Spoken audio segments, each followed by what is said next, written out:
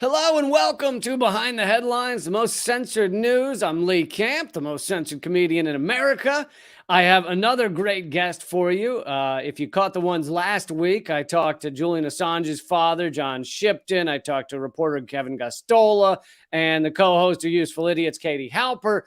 This week, for my first guest, I have a friend of mine, but also an incredibly accomplished person, Brian Becker, host of the Socialist Program podcast, but he also partners with Breakthrough News, and he's the co-founder of PSL, the Party for Socialism and Liberation, and Answer Coalition. A man who wears many hats, and I'm excited to talk to him today. Welcome, Brian. Hey, Lee. How you doing? I'm doing all right. Are you excited for 2023? Yeah, and I have to say, for being the most censored comedian in the United States, maybe in the world, you're very upbeat about about 2023. So I commend you for that. I'm doing my best to the 12 people who are allowed to still see my videos. I want to really, show a positive side of it. So I thought we'd start off. You actually get a break right at the beginning. I'm going to start off by playing 3 minutes of your speech at the People's Forum. And I thought it would be a good jumping off point. And also I liked really how you said these things. So I'm going to start off by showing people a bit of that. Sounds good. Let's see here. That's outside. Because guess what? When we announced that there was going to be a meeting with a very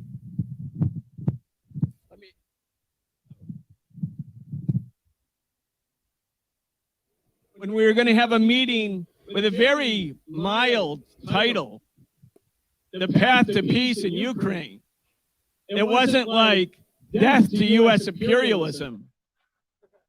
It wasn't turn your guns around and turn the imperialist war into a revolutionary war. There were none of those kind of radical slogans. We had a slogan that said, the path to peace, negotiate, don't escalate.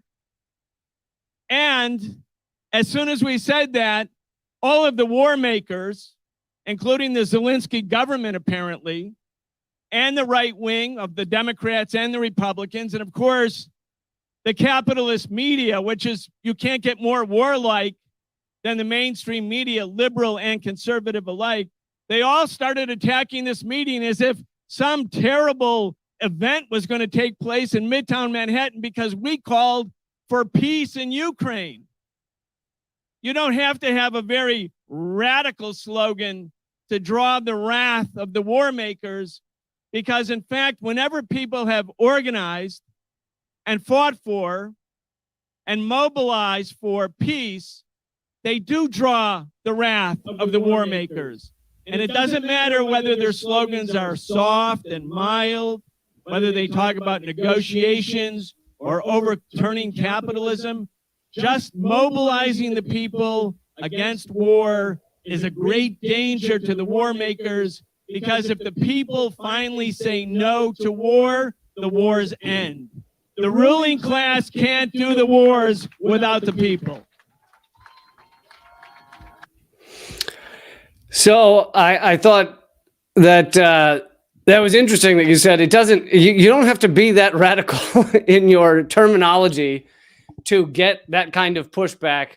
And if you could talk a little more about that and about the pushback you got just for having that event.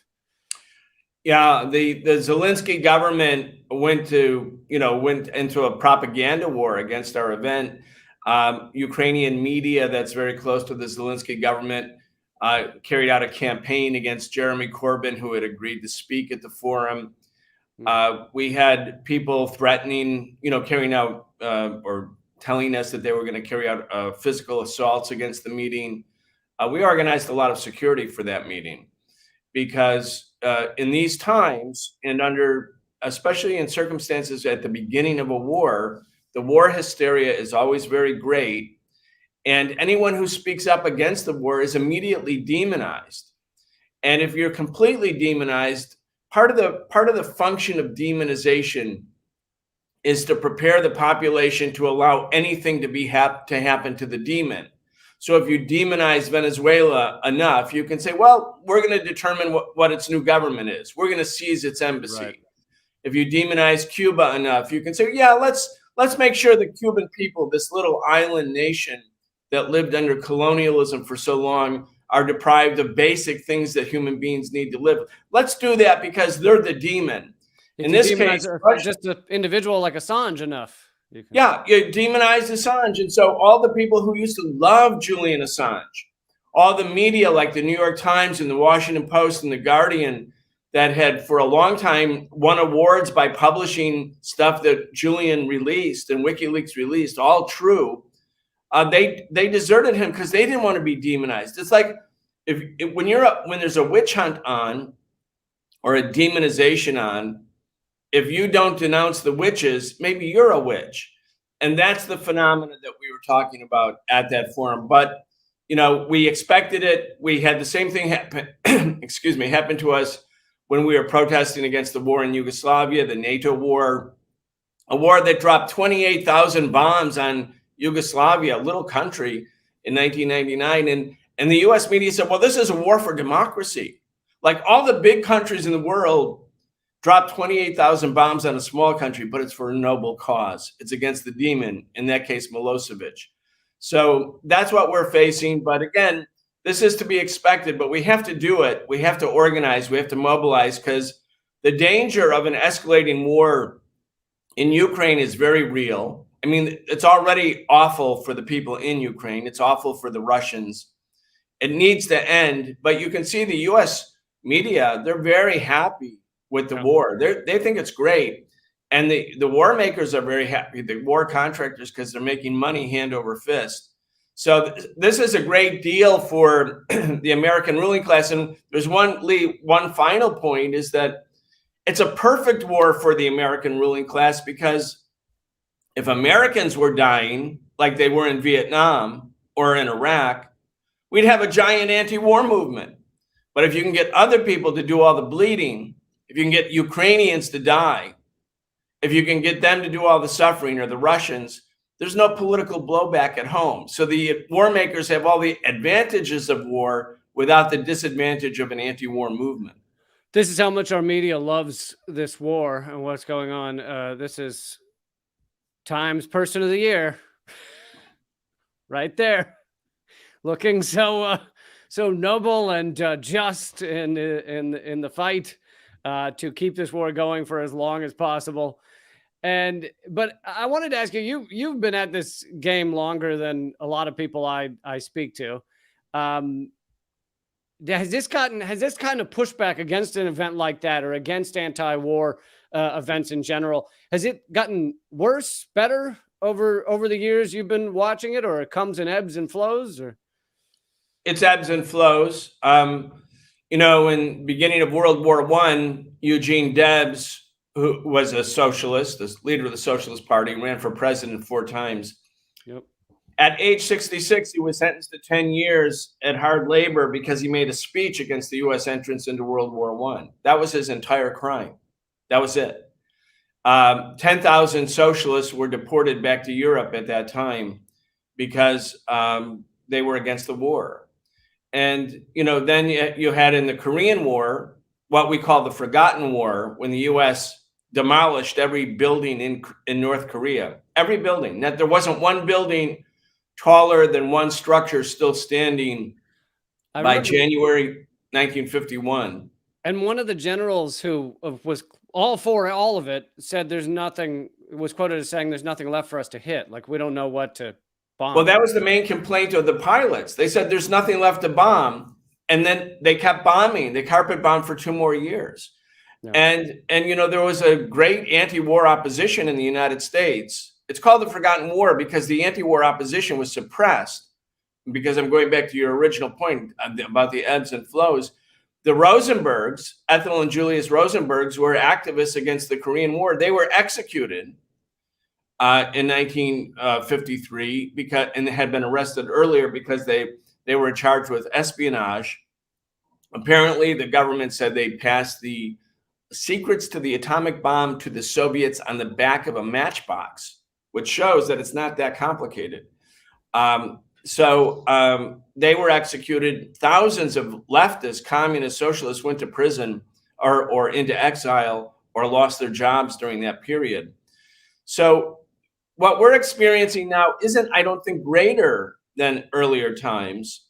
But what's happening is that there's such a consensus position about the Ukraine war, unlike the Vietnam War, excuse me, where there was, at a certain point, there was a division of opinion within the American ruling class, and that reflected itself in the US media about whether the war could be won and whether the war should continue.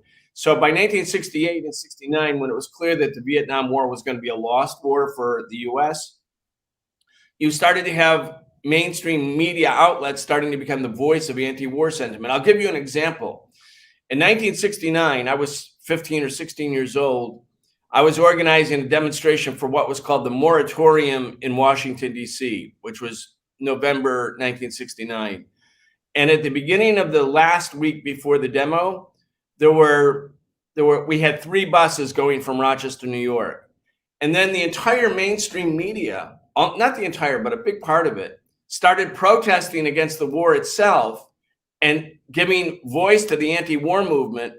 And in the next 4 days, this group of teenagers, we filled 19 more buses and took them to Washington, D.C. So we had 22 buses from Rochester.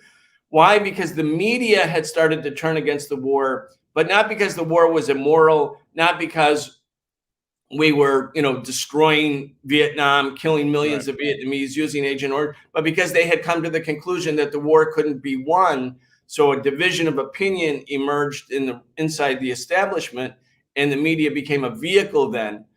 That's why later the Pentagon started embedding reporters with the troops after that, because they never wanted the media to once again give voice to anti-war sentiments, as happened in the last years of the Vietnam War. That's why we have this complete, thorough manipulation of all of the media by the Pentagon, so it never happens again.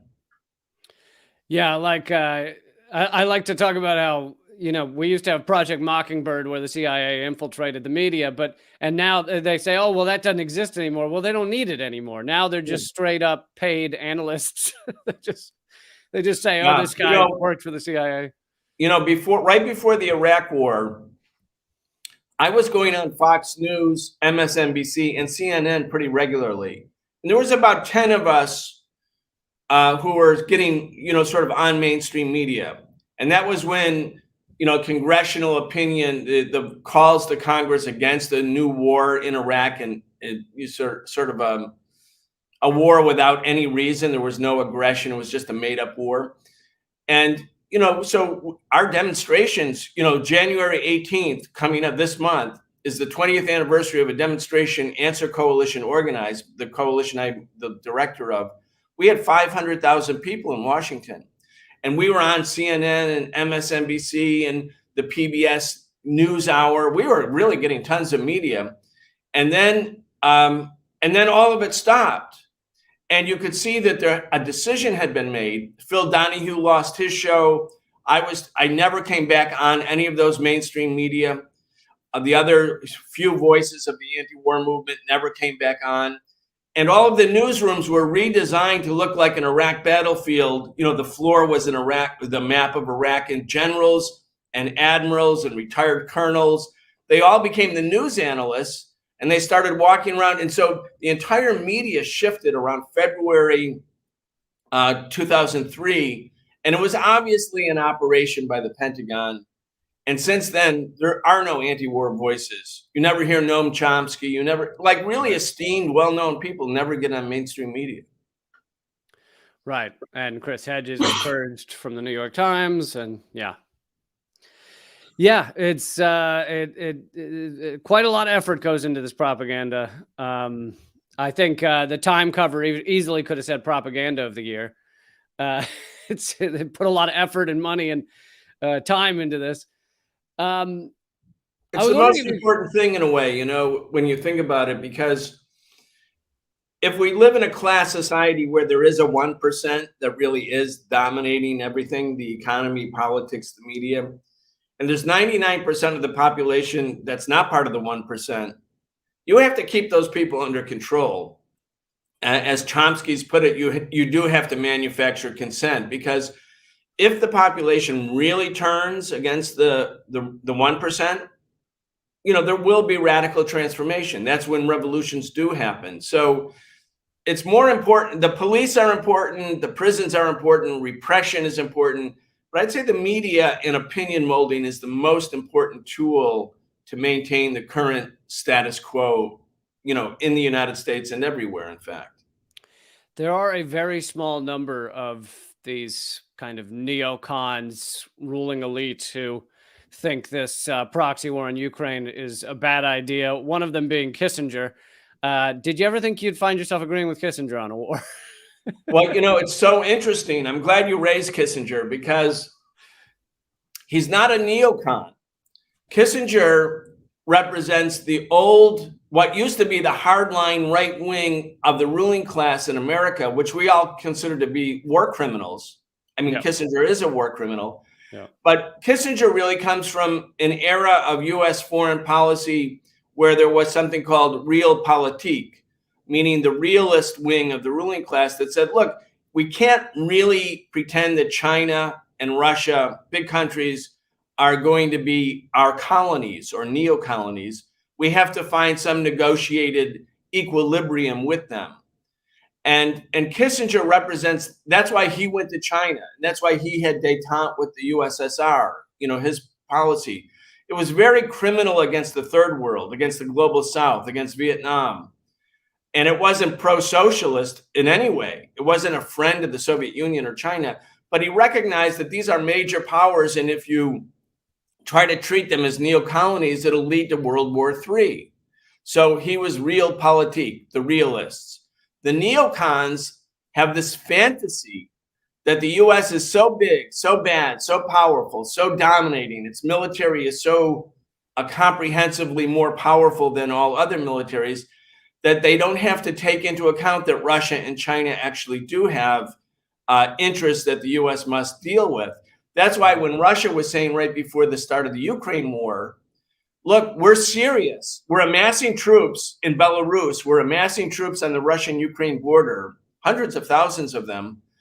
We're serious. We have red lines. We're not going to allow Ukraine to become a staging ground for your advanced missiles that have a short flight time to us, to our targets on our border. We're not going to let that happen. So, negotiate with us. Let's make Ukraine neutral. And the U.S. said, the neocons, Blinken, Sullivan, the neocons who are now the dominant part of the ruling class said, look, we don't care what you think. We don't care what you say. Your demands are non-starters. You can't tell Ukraine whether it can join NATO or not. And you can't tell us whether Ukraine can join NATO. You can't talk to us. Only we can talk to you. And they predicted that the Russians would invade. And again, there wasn't alarm bells going off when Blinken kept saying, oh yeah, I think they're going to invade. They wanted them to invade because the neocons feel that if they can trap Russia in a war in Ukraine, or maybe trap China in a war in Taiwan, that over time they can encircle them, weaken them, create divisions internally within their countries, and end the power of these major countries. And Kissinger is saying that the neocons, and Kissinger is now a very tiny minority. He used to be the hawk. Now he's apparently the dove, the only dove, the only living dove right now is Henry Kissinger, which is, you can't beat that for irony. But he's telling them, look, this is the road to World War III. And look at what happened in World War II. The entire capitalist system almost got wiped out in World War II. I mean, if it wasn't for the US coming out of the war unscathed and able to revive Japan and Germany and Europe, all of Europe and all of Asia would have become socialist countries. The working class parties, the communist parties, the socialist parties, who are the resistance to fascism, they would have become the ruling parties of all over Europe, not just Eastern and Central Europe, but Western Europe too, Italy, France, etc., including Japan. which had a very big communist movement. So Kissinger is of this different, older school. It's not really peaceful, but it's realistic. And the neocons are not realistic. And that's why we're going to really in the direction of major power conflict, which is the sort of agreed upon priority for the US Pentagon. Let's have a war with Russia and China, the other major powers, as if that there could possibly be a good outcome there. Yeah, no, it's horrific, and of course, it pushes everything towards the brink of nuclear war, which has no winners, and it's tough to put yourselves in the shoes of someone who could be that mad, that insane, that they push us closer to this. I was wondering if you could to go back to Answer Coalition. I was wondering if you could speak a little about Answer Coalition and about its efforts and theory of change and theory of growing an anti-war movement. Well, Answer Coalition was formed as a group of 12 organizations who were part of the anti-globalization movement after Seattle protests and at the IMF World Bank. We were all mass arrested there in Washington at the World Bank. A preemptive arrest. That was in 2000, April 2000.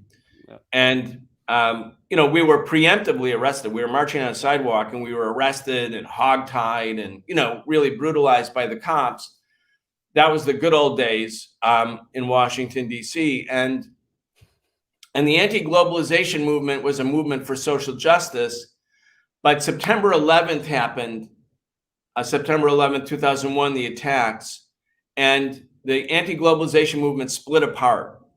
And a number of organizations, because the rage, the grief, the suffering of people in New York, Washington, etc., it was very great. And Bush's approval rating went to 90%.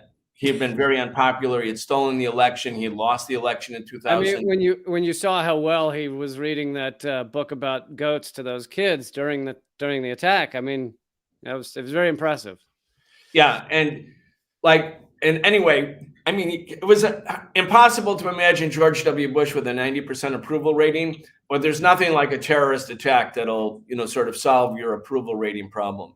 Right. So he became very popular, and it was obvious to us that he was going to go to war because you had Rumsfeld, Condoleezza Rice. This was the birth of neoconservatism, the neocon regime, and so 3 days after September 11th, Answer Coalition formed by those groups in the anti-globalization movement that wanted to go forward with a demonstration on September 29, 2001, that was initially against globalization, against the IMF and World Bank. We turned it into an anti-war protest.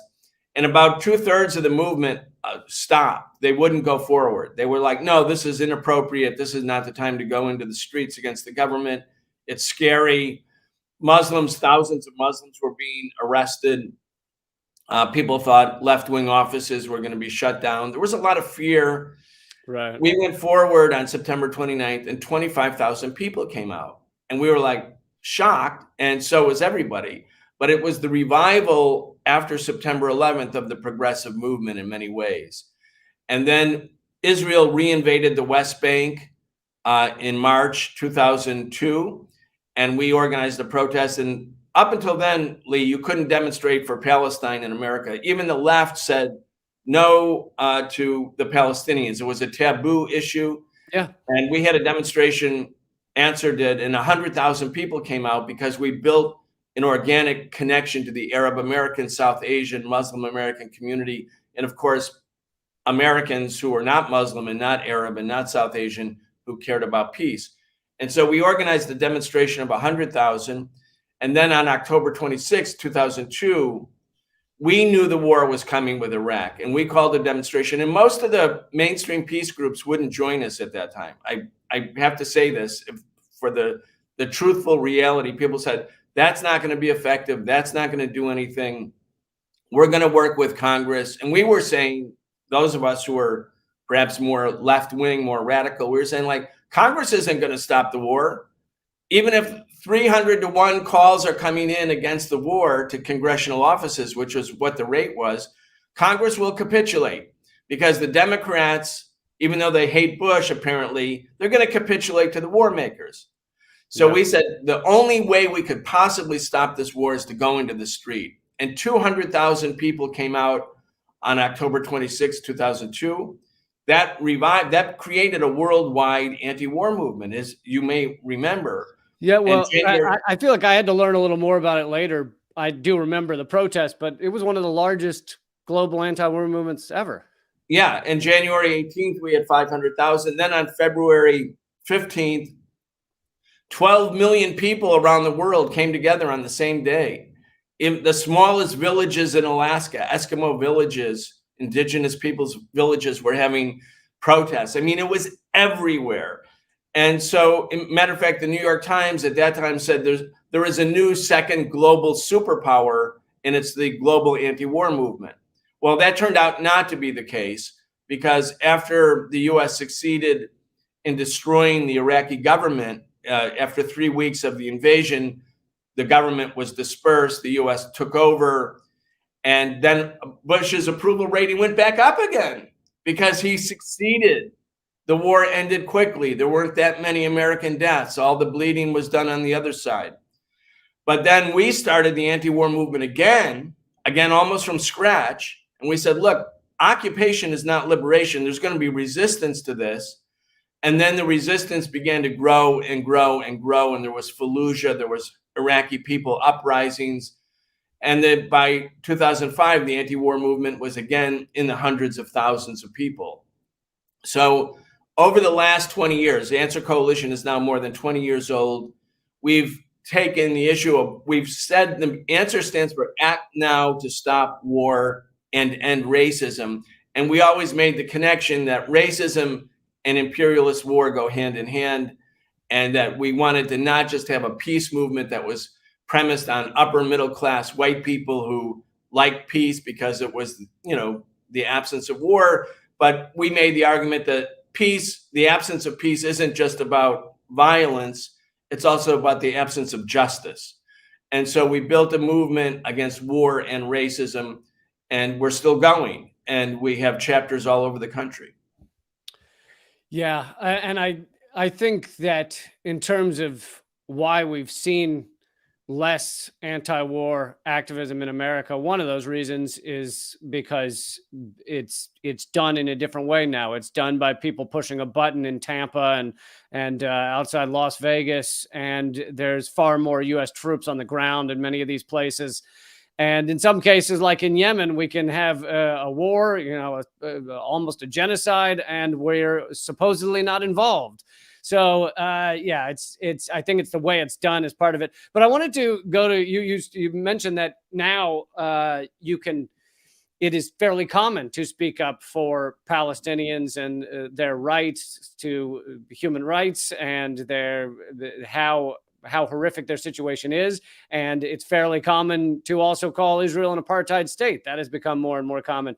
So I want, using that as one example, do you feel we've seen a move towards justice and a more peaceful world, at least in terms of where the Overton window is and how people are allowed to speak about these things? I mean, using the word socialism is now seems far more acceptable than it was 20 years ago. So I feel like there's many places where you could make that argument. Yeah. I want to talk about Palestine. Before I do, though, I want to mention one thing that's kind of an interesting anecdote.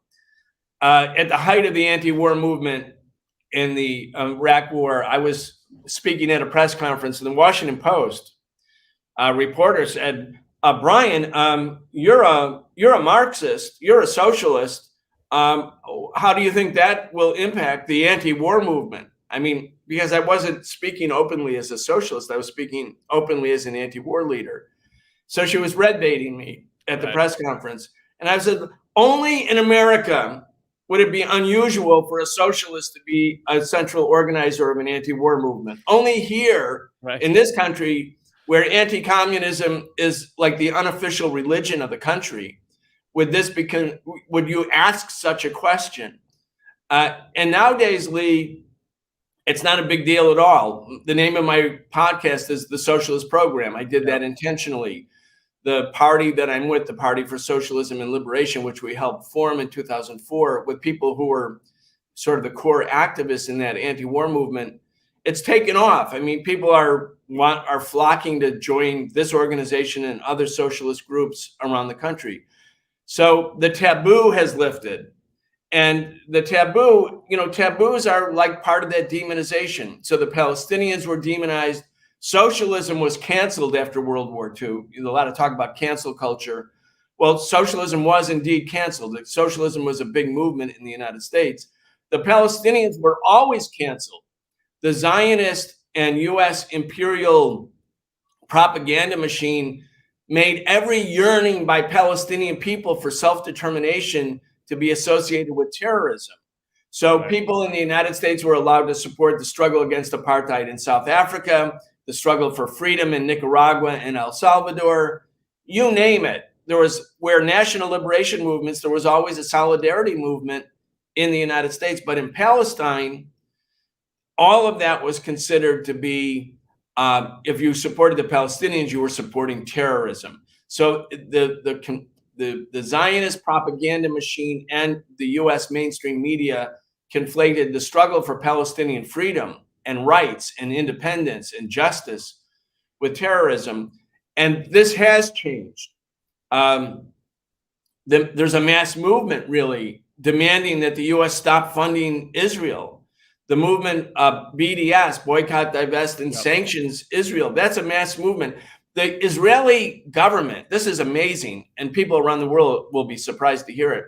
The Israeli government, really, their specific government representatives are sitting in state legislatures in the United States, in the 50 states, getting state legislatures to write laws that make it illegal for anyone to support BDS and do business in that state.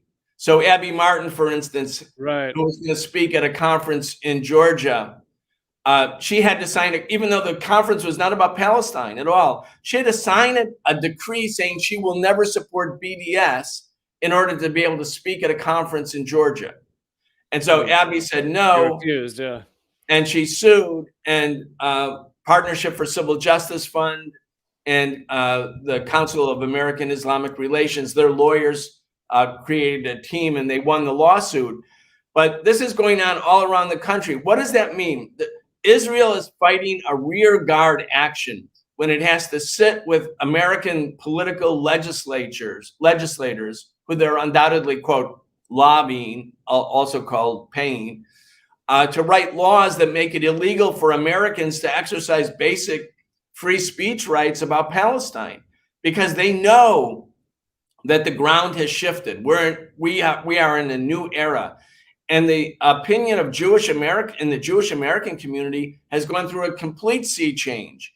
Young Jewish Americans don't want to identify with apartheid. They don't like the fact that Israel speaks for all Jews.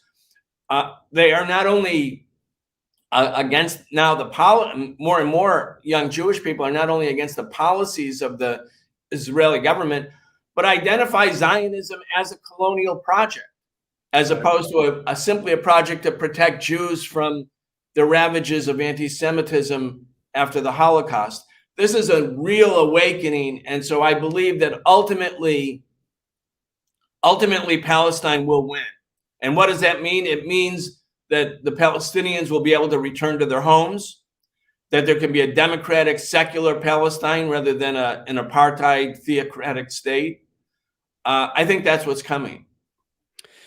And I'm very offended by the fact that they have decided to call anyone who criticizes Israel as anti-Semitic, which actually has the effect of diluting the term anti-Semitic so that it becomes nearly meaningless, because it's just thrown around against anyone who dares speak the truth against Israel. Whereas I think the word anti-Semitic should be reserved for very anti-Semitic things that do exist in our world. And are growing. I mean, there is a rising tide of fascist right-wing anti-Semitism. It's real. Mm-hmm. It's an organic feature of capitalism in decline. We saw that in Europe. It wasn't just Germany. And so it's a real danger. Jewish people are facing a rising tide of anti-Semitism.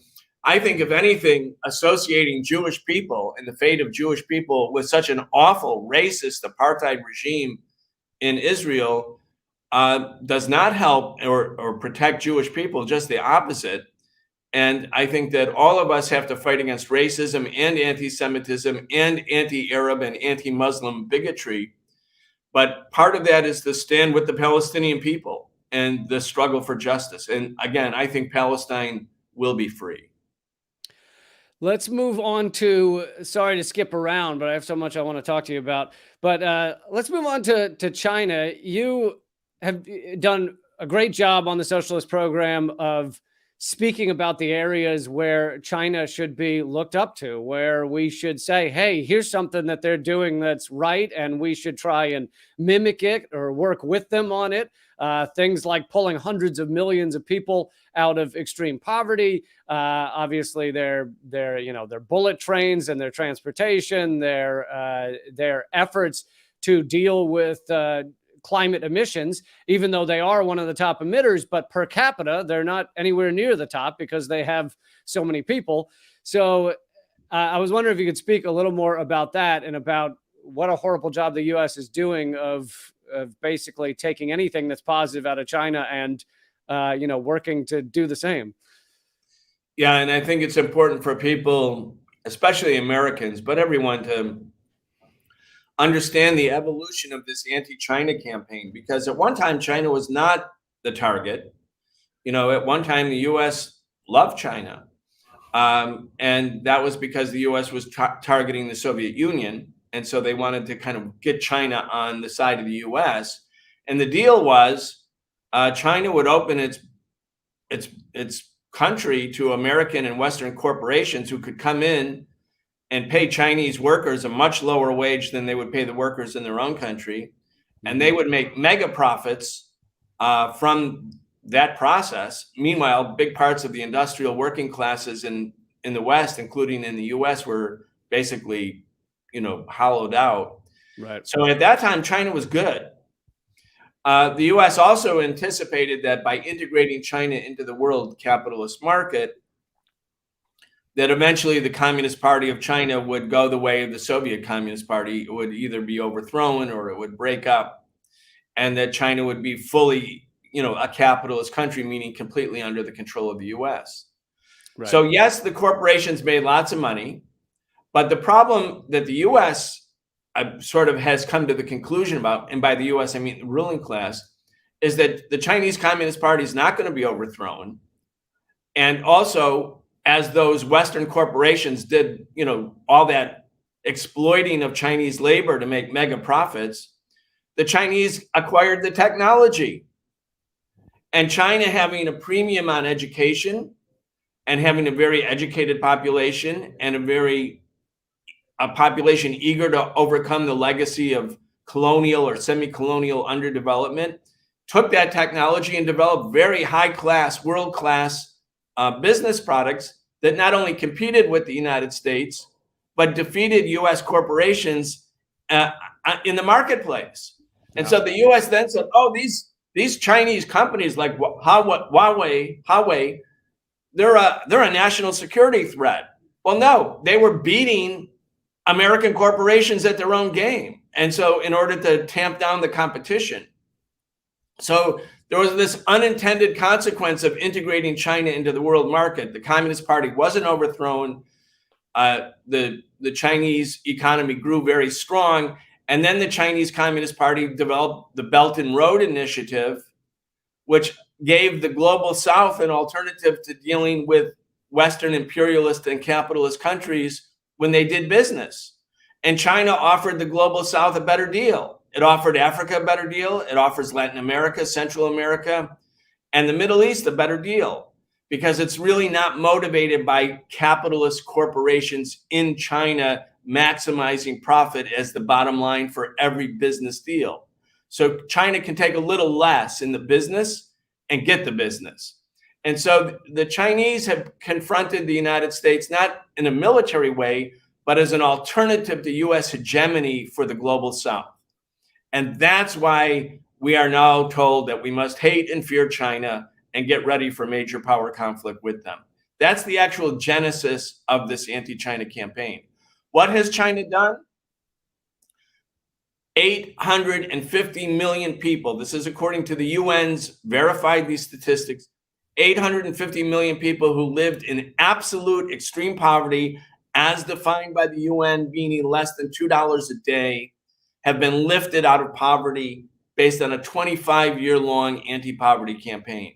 That's the biggest anti-poverty campaign success in human history in a short period of time.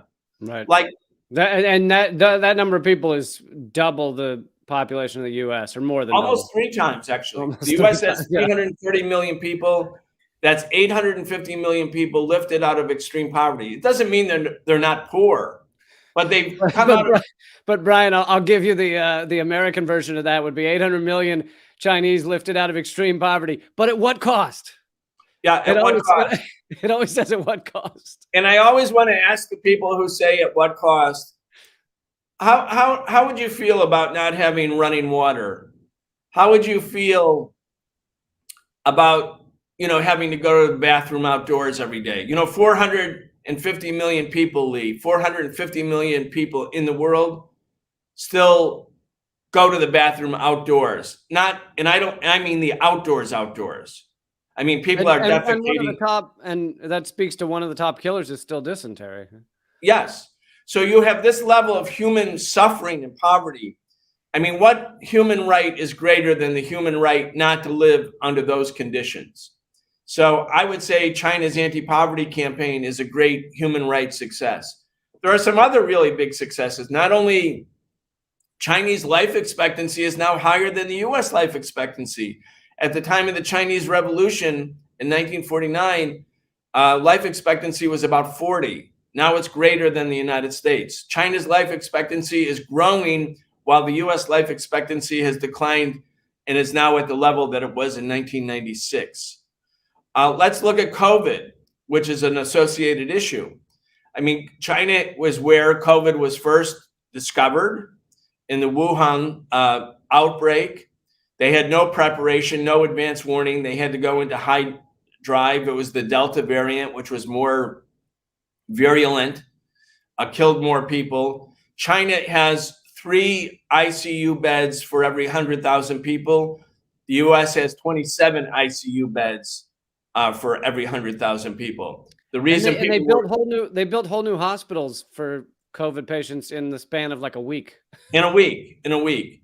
And so China was trying to manage this thing, and they carried out this extreme zero COVID policy which had then became dynamic zero COVID, and now they're opening up. But China had like 15,000, maybe 10,000, 15,000 deaths, while Americans had 1.1 million deaths. And 100 million Americans got COVID. Now China is allowing COVID to spread, obviously, but it's under circumstances where most of the population is vaccinated. Omicron is a less virulent strain than the Delta strain. And so, in all likelihood, Chinese people. And every country now has more education, years of education on how to stop someone from dying from this. Yeah. Yeah, exactly. There's other drugs, Paxlovid and other drugs that ameliorate symptoms. So, I mean, if China had taken the approach, it wasn't just Donald Trump, Democrats and Republicans. If China had followed the American model on COVID, in a population where there's many fewer ICU beds, way fewer, and there's 1.4 billion Chinese compared to 330 million Americans, the estimates, the World Health Organization estimates about what the death level would have been in China would have been about 6 million. And, in Chinese society, older people are very revered. There's, culturally, psychologically, familially. That would have been where most of the 6 million who died would have died. The Chinese government prevented that. That's a pretty big achievement. Yeah. And I think we should call that a human rights achievement as well.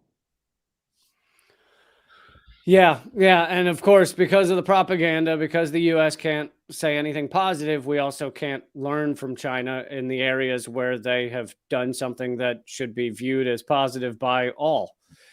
All right, I want to jump again because I don't want to run out of time with you. You have been one of the few who's done great coverage on the Moore v. Harper case that is in front of the Supreme Court and how it could and also I like your coverage because you, like me, understand that our system is rigged. The two parties are agree about 80 to 90% of the structural issues of this country. They are all cutthroat capitalists. I think most of them are sociopaths, but and yet at the same time, that doesn't mean that that elections shouldn't exist and couldn't get worse. And so it seems to me that this case is saying that our, is very well could result in U.S. elections getting even worse. Right. I mean, you can be a very fierce critic of American capitalist democracy, or let's say German capitalist democracy in 1932, for instance. And there would be a lot to complain about the German political system. It got a lot worse in 1933. Right. And, that's why we have to, as serious people, yes, we can be critics, but it's not enough to just say, oh, it doesn't, like, whatever happens within the existing institutional structures of power, none of that matters. Only the big picture critique of capitalism. So the form of government matters.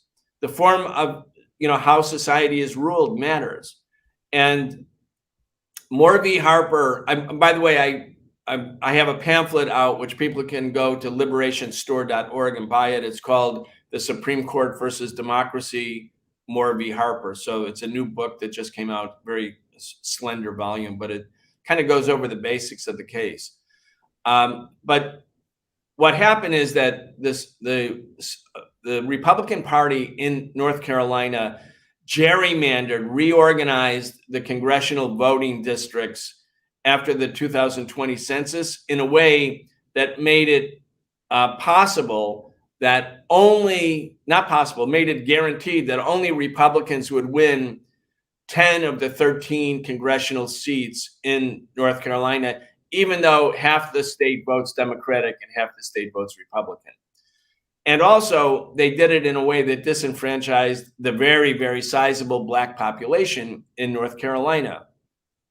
So the state Supreme Court in North Carolina said, look, this is an obvious rigging of the election. This is obviously extinguishes the idea of free elections. And so it's unconstitutional, and you have to go back to the drawing board, and you have to redo this gerrymandering scheme. And then the North Carolina legislature, this is Moore, he's the Speaker of the House, he took a case to the Supreme Court asking the Supreme Court to overturn the North Carolina State Supreme Court decision on the basis that the North Carolina Supreme Court does not have jurisdiction over elections, and that the U.S. Constitution gives the North Carolina legislature and all state legislatures, and those legislatures alone, complete exclusive authority over how elections, including federal elections, are organized within their state. So the state Supreme Court doesn't matter, the state constitution doesn't matter, what the federal government thinks doesn't matter, only the state legislature. Now they're premising it on a clause in the U.S. Constitution that says, it's called the Electoral Clause, that says the state legislature has the vested authority to determine the time, manner, and place of elections. That's it. The U.S. Constitution doesn't talk about democracy very much, Lee, because there's no democracy in it. Based on the U.S. Constitution, there was no popular vote. When George Washington was elected, it was unanimous. 5 of the 13 states didn't have any popular vote at all. It was purely the state legislatures that said, "Yeah, we're going to have George Washington as president." And it was 6%. It was 6% of the population that even could vote, the white landowning males. Yeah, in the George Washington election, where democracy was formed, 1.8% of the population in what was the United States got the right to vote. 1.8%. And white men only got the right to vote. White men without property only got the right to vote in 1828. So it took another almost 40 years for this democracy. Anyway, it's a rich man's democracy, obviously, and it's a slave owner's democracy. But what this would mean, basically, if the Supreme Court took the case. The Supreme Court takes very few cases. About 100,000 people apply to have their case heard before the Supreme Court, and the Supreme Court, being a very lazy court, only picks about 70.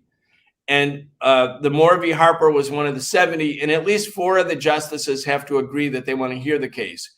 So why would these 4 of the justices in this very right-wing Supreme Court want to talk about the Moore v. Harper? It could only mean that they could possibly find a way to rule on behalf of Moore against this state Supreme Court in North Carolina. If they were to rule that the U.S. Constitution gives the state legislatures and they alone the authority to determine the elections, to organize the elections, to determine the outcome of the elections, that would mean that what Trump tried to do on January 6th would be more or less a dress rehearsal. What Trump tried to do was say the election was corrupted by fraud, and as a consequence, state legislatures would have the right to pick the elector slate that they decided, in spite of whatever people thought the popular vote was.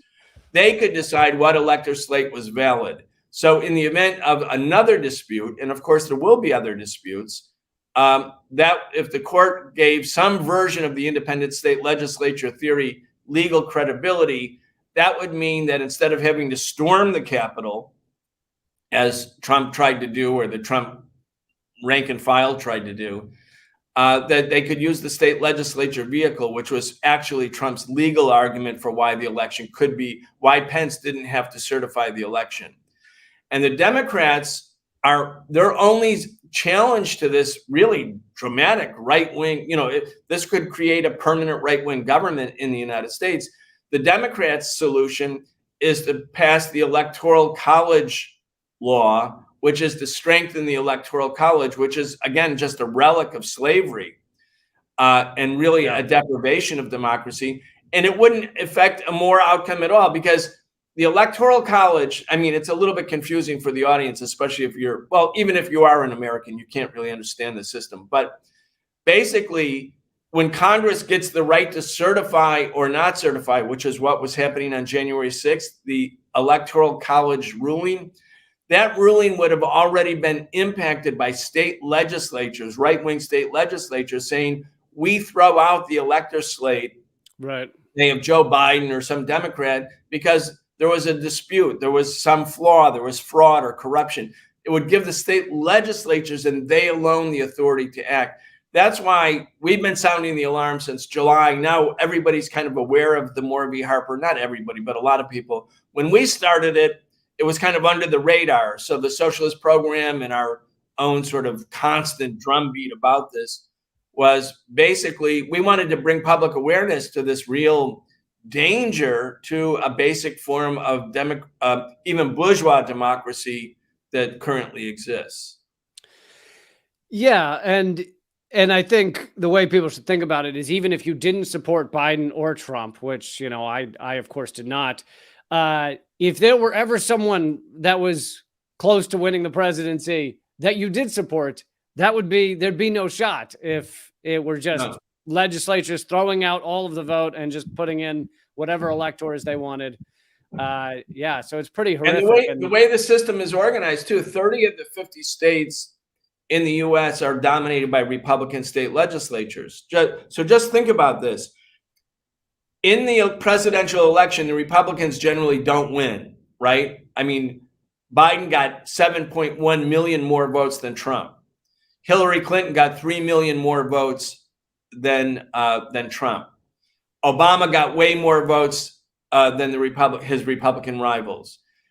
Since 1988, the Republicans have won the popular vote one time.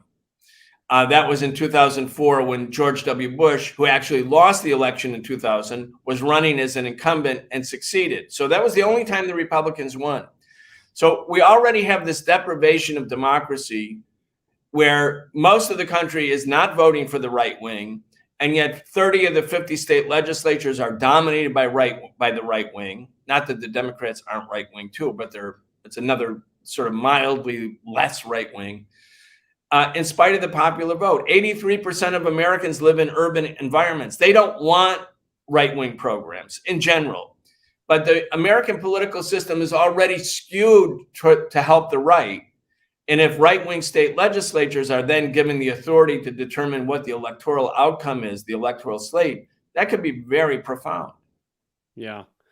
In these last 2 minutes, wanted to hear your take on how you, over all these years, how you keep fighting, and what gives you strength, and what gives you strength to just not fall into extreme cynicism, because you see, if you're at the fighting for justice game for a long time, you see some victories, but you do see this is a technical term, a shit ton of losses.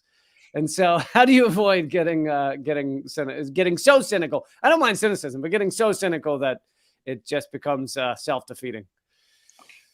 Well, idealism is the flip coin of cynicism. If you're idealist about things, then you're going to be disappointed and you'll feel cynical. You think like, oh, that wasn't supposed to happen. But if you're a realist and not an idealist, you can sort of deal with reality in a way that makes you less prone to cynical mood swings. But more importantly for me, and to be truthful and to be very honest, the thing that has always motivated me since I became a political activist and a socialist, which happened when I was 16, so more than 50 years ago, is anger. I'm pissed off. I'm upset. I'm raging against a global system whereby huge numbers, billions of people are in conditions of great suffering, where there's so much oppression, so much inequality, so much war, so much racism, so much misogyny or bigotry against different people, and none of it has to be. Like, this world can be transformed. This is the byproduct of a particular social system. We used to think that slavery, way back when, slavery was the system and feudalism was the system. During those long periods of very oppressive systems, people lived with it and they thought, well, there's no other system. Maybe it was divinely mandated. And the capitalists want to tell us this is the way the world must be. But if you look at the system and understand that the problems that we are experiencing, that we're witnessing, that we're angry about, that we're pissed off about, are the consequence of a system, you must, if you're a person of conscience, fight and organize to create a new system, because a new system is possible. When we say, a new world is possible, it is. It absolutely is. And the only way it comes about, it won't come about. Capitalism isn't going to commit suicide. We have to be able to organize masses of people to create radical social change. I believe in that. I believe in it firmly. So my anger comports with the other side of the equation, which is we can actually do something about it.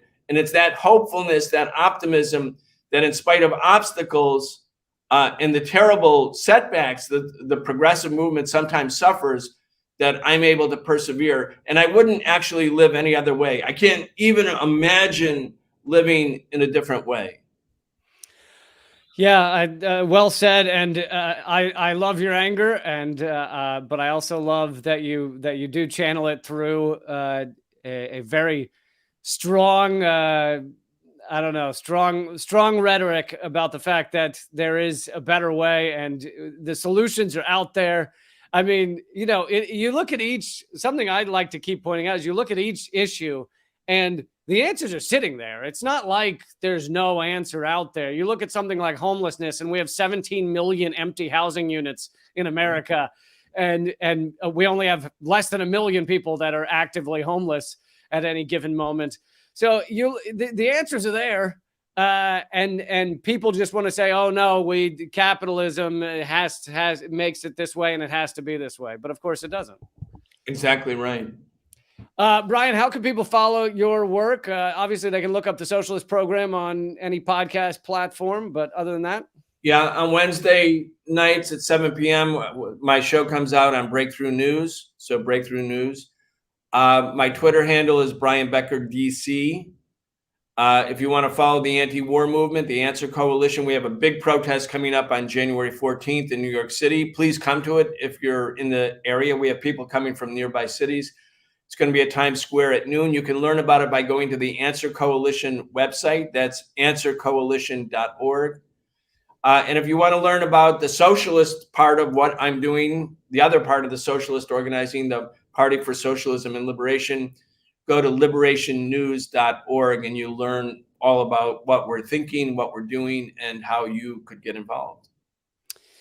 Thanks a lot, Brian. What was the date of that protest again?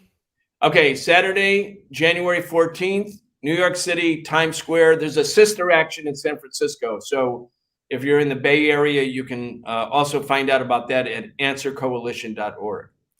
All right. Thanks so much. I hope to talk to you soon. Great. Thanks so much.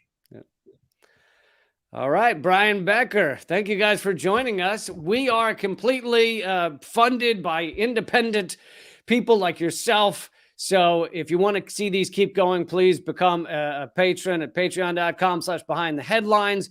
I do these interviews roughly twice a week. Last week was Julian Assange's father and Katie Halper. Before that, I had Richard Wolff, Chris Hedges, Scott Ritter, Margaret Kimberly. So many wonderful people. I hope you will click subscribe and click thumbs up and also support this work at patreon.com/behindtheheadlines. And I will see you again. I think the next interview, although Most Censored News will come out this week, tomorrow probably, but the next interview will be Saturday, I believe, with Alex Rubinstein.